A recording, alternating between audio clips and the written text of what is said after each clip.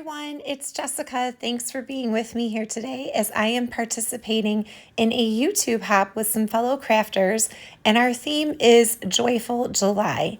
So as part of that theme, I pulled these two pictures here of my daughters swimming in our pool at our old house, and I just thought that that totally, encompassed Joyful July for sure, splashing around in the pool. And I have an idea of kind of stitching some sun rays onto my background page here, and then also using some of these Distress Oxide inks to create some splatters in orange and yellow, colors of the sun. So I'm going to jump right into it here and, well, hopefully not start by getting orange all over my paper and my fingers.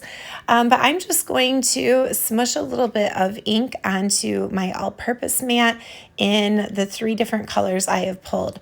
So I am using Spiced Marmalade, mustard seed, and also Scattered Straw. So I'm going to put a little bit of ink down for each of them, and then I'm going to use some water in a spray bottle here just to kind of mix it up and turn it into paint. Then I will grab my water brush, which I'm actually just using for the brush part of it today, and mix it up and then tap against that brush to create those fun splatters. I thought it would be easier to do the splatters on my page first before adding the stitching because I wasn't really sure how this ink would kind of sit onto my embroidery thread.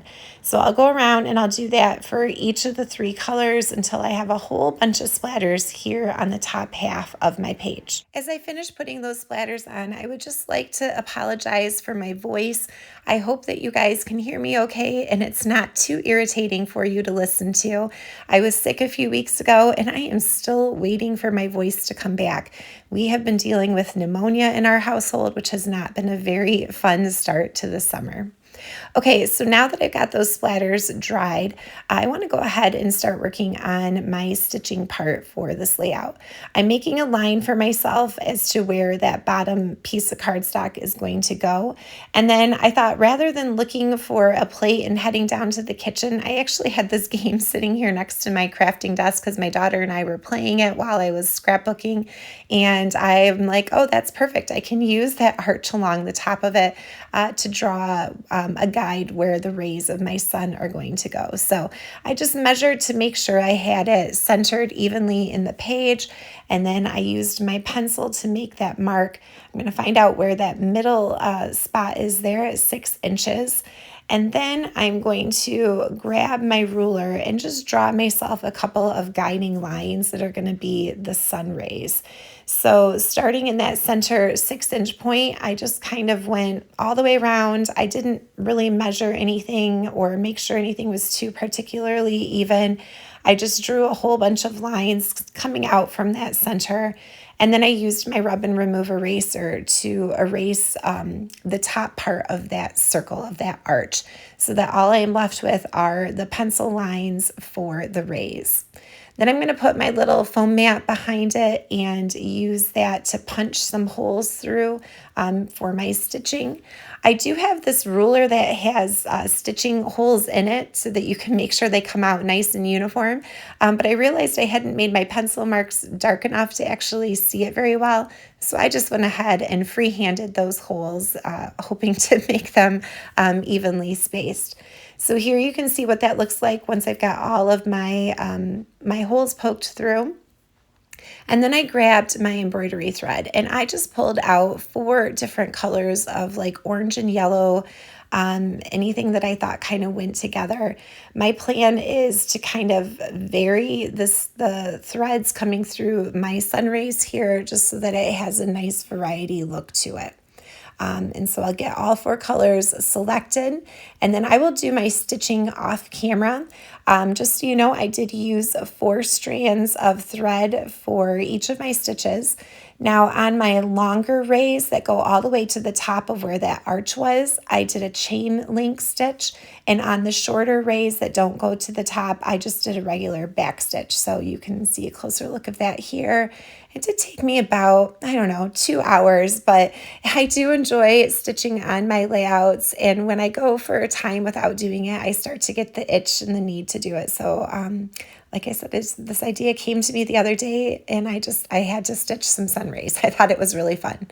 Now, the center of my rays are definitely a hot mess because that was the point where all the threads came to. So I'm going to make sure to cover that part up with my photos. I want to add a little bit more orange to this layout just to kind of have a transition between that pink colored cardstock down at the bottom and then where the sun rays go. And so I pulled out some Nectarine cardstock from close to my heart.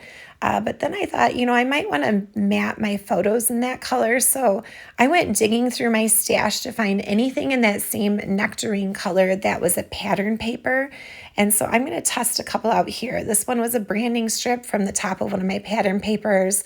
I did have this strip here, which has two different versions of like a Nectarine pattern on either side.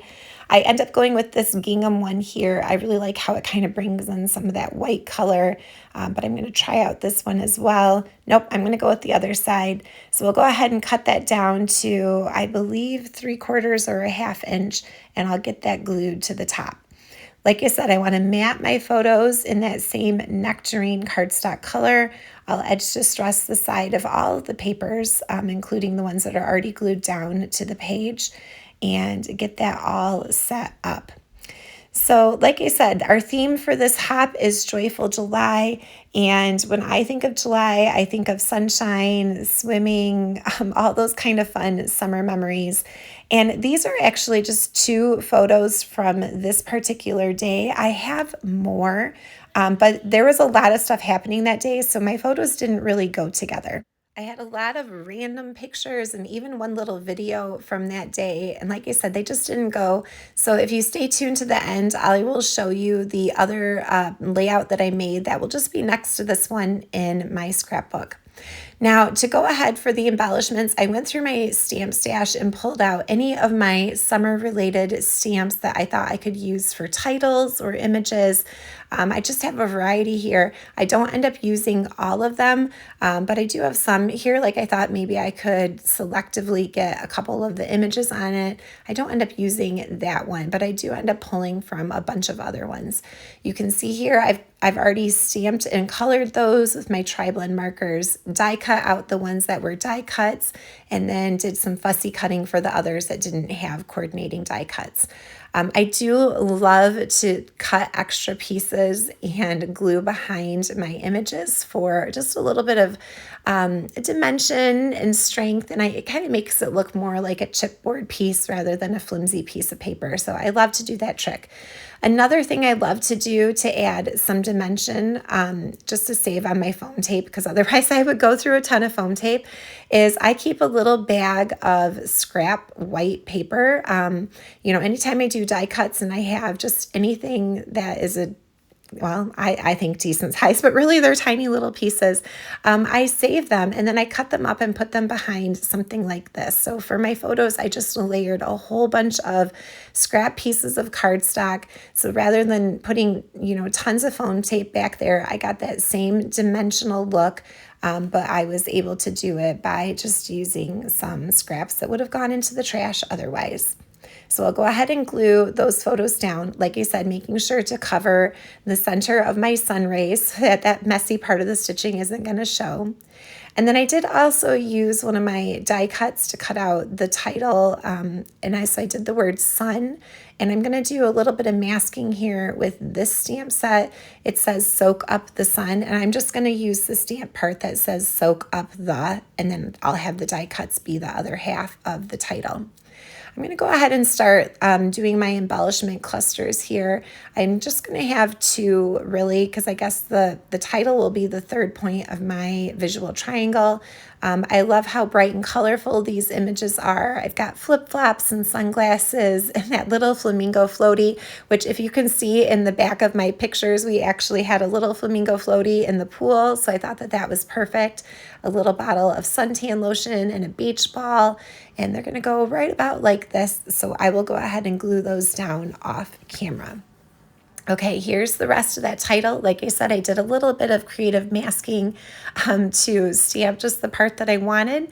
I'm going to cut some dovetails into it by cutting a slit in the center and then coming from corner to the top of that slit.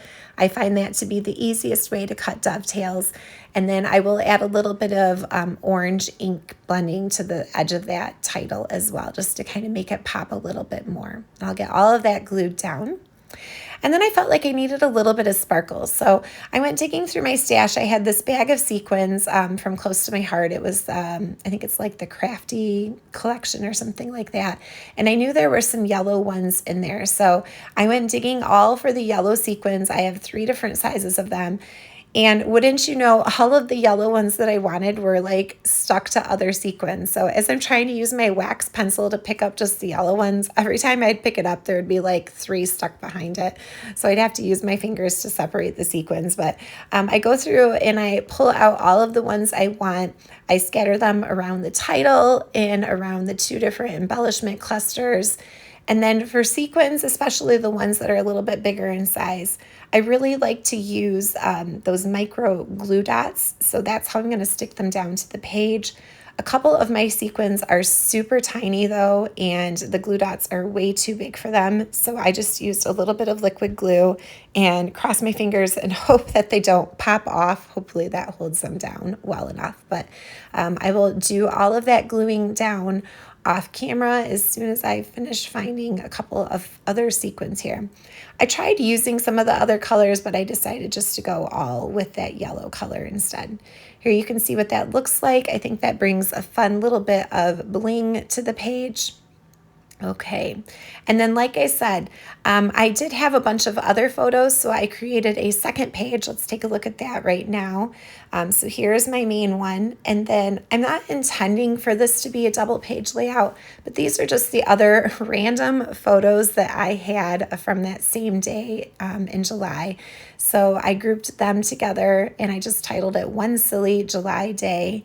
And I even had a little video of my son, so I uploaded that in a private link to my YouTube and created a QR code for it, which is a fun thing that I've been doing lately. So that way I can take all of those videos that live on my phone and, you know, put them on the coordinating scrapbook pages along with the photos.